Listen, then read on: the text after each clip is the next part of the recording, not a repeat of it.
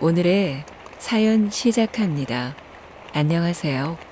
헤어지고 싶어도 헤어질 수 없는 만남이 있죠. 오랜 기간 서로 마음고생하다가 드디어 이혼 도장 찍고 짐 정리까지 끝냈습니다. 홀가분한 마음으로 사연을 보내려고 컴퓨터를 켰네요. 하나밖에 없는 딸 대학 졸업까지 시키고 나니 둘이 미련 없이 돌아섰습니다. 처음 문제가 생겼을 때는 아이가 배 속에 있을 때였어요. 둘 다 늦은 나이에 선봐서 결혼해 양가 부모님이 많이 기대하셨습니다.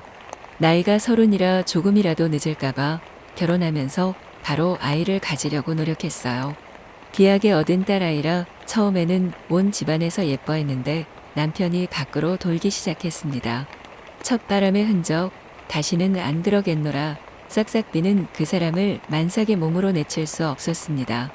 그래서 가슴에 묻었지만 응어리가 젖더랬죠.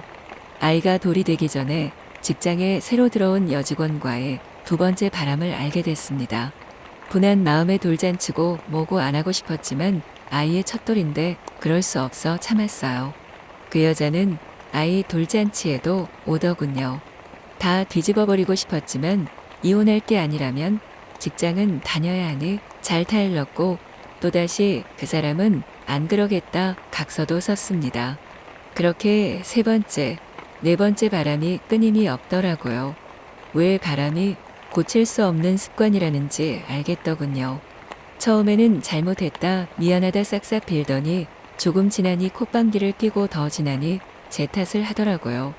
아이를 낳고 육아며 회사 일까지 그만두지 않고 주일이면 교회도 빠짐없이 나가며 열심히 살아보려고 한 저한테 여자 같지 않답니다.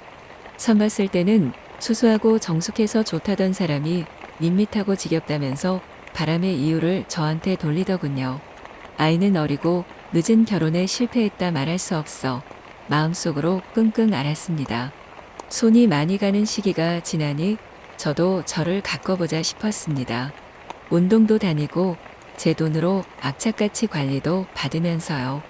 처음에는 우습게만 보고 사치 부린다며 손가락질하던 남편의 반응이 점차 달라졌습니다. 살이 빠지니 은근슬쩍 제 허리에 탈을 두르고 화장을 하니 제 얼굴을 빤히 쳐다보더군요. 회사에서 젊은 여직원들이 뭘 입는지 뭘 드는지 유심히 보고 비슷한 옷들도 사봤습니다. 뛰어나게 예쁜 용모는 아니지만 꾸미고 나서 거울을 보면 큰 키 덕에 그럭저럭 나쁘지 않은 것 같더라고요. 그렇게 자신감이 붙고 나니 제 성격도 많이 바뀌었습니다. 순종적이고 조용하던 제가 목소리도 내기 시작하고 어차피 아줌마인데 뭐 생각하며 말도 거침없이 했죠. 남편의 치근덕거림은 끝이 없었지만 바람도 끊임없이 피더군요. 거의 포기하는 심정으로 내버려 두니 살판 났다고 돌아다니기 시작했습니다. 그 무렵 저에게도 좋은 사람이 생겼습니다. 거래처 회사 사람인데 자주 보고 일 얘기도 하다 보니 좋은 감정이 삭텄습니다. 친한 회사 사람들끼리 술자리를 하다가 어쩌다 보니 그 자리에 둘만 취하지 않았고 한 잔 더 하자는 권유로 자리를 옮겼습니다. 나이에 비해서 어려 보이신다고 오늘 입은 옷이 잘 어울린다는 이빠른 칭찬을 들으며 곰곰이 생각했습니다. 그리고 제가 살아온 세월 왜 이렇게 외모에 집착하는지, 일을 열심히 하는지 남편의 외도를 남김없이 털어놓았습니다. 한참을 듣던 그 사람은 이렇게 예쁜 부인을 두고 참 이상한 남편이라면서 저를 꼭 안아주었습니다. 그렇게 저희는 불장난 같은 밤을 보내고 처음은 실수였지만 다음은 그렇지 않았습니다. 몰래 연락을 하면서 회식 핑계로 그 사람과 늦게 있기도 하고 출장을 핑계로 외박도 했습니다.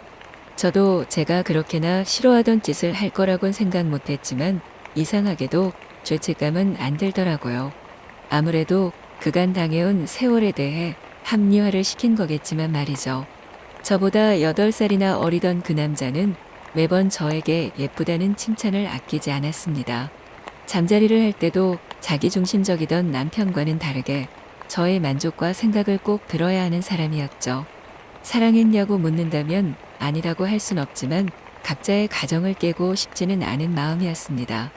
암묵적으로 서로의 생활에 대해선 일절 이야기하지 않고 함께 있는 시간에만 충실히 하려고 노력했습니다.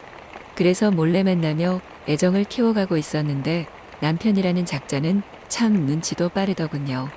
아마 자기가 자주 하던 짓이니 금방 알아챌 수 있었을까요? 제 얼굴에 사진을 흩뿌리며 떵떵거리던 그날을 잊지 못합니다.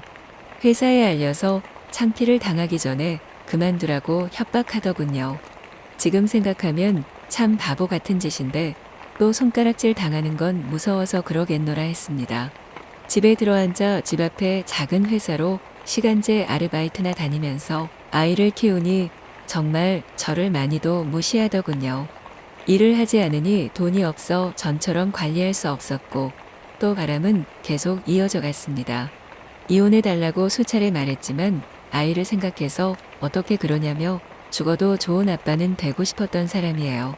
병든 가지처럼 시들어가는 저를 보더니 대단하게 선심이라도 쓴 듯 회사는 나가도 된다고 하더라고요. 대신 옷매무새나 마음가짐을 조심하라면서 세뇌시키는 사람에게 그것마저 고맙다면서 열심히 일하고 돈을 모았습니다. 언젠가는 이 사람에게서 벗어나 딸과 둘이 행복하게 살 수 있을 거라는 날만 그리면서요. 저도 그간 그 사람의 외도 사실을 차곡차곡 모아놨습니다. 아이가 졸업반이 되면서 이혼해달라고 말했습니다. 다시 안 된다고 코웃음을 치길래 모아둔 증거들을 내밀면서 이제는 너도 증거가 있으니 조용히 해달라고 말이죠. 한참을 울그락불그락 화를 내더니 아이에게는 비밀로 하면 위자료와 재산 분할을 챙겨주겠다고 하더군요. 이 와중에도 자기 딸은 끔찍하게 챙기는 거 보니 더 소름이 끼쳤습니다. 그렇게 지옥 같은 세월이 지나고 결국 저는 이혼을 하게 되었습니다. 남편은 쓰레기 같은 사람이지만 돈을 버는 재주는 있어 그나마 남은 세월은 편안하게 보낼 수 있을 것 같습니다. 남들이 해야 한다고 해서 늦은 나이에나마 결심했던 결혼, 그 결혼 생활이 저를 이렇게 병들게 할 줄 누가 알았을까요?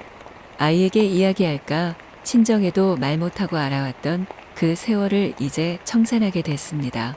남편의 짐이 빠진 집은 횡하지만 다시 채워나갈 수 있을 것 같습니다.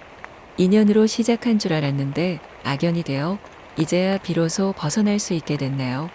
그래도 다 정리하고 나니 이제는 후련합니다. 다시 혼자가 되었지만 무섭지는 않습니다.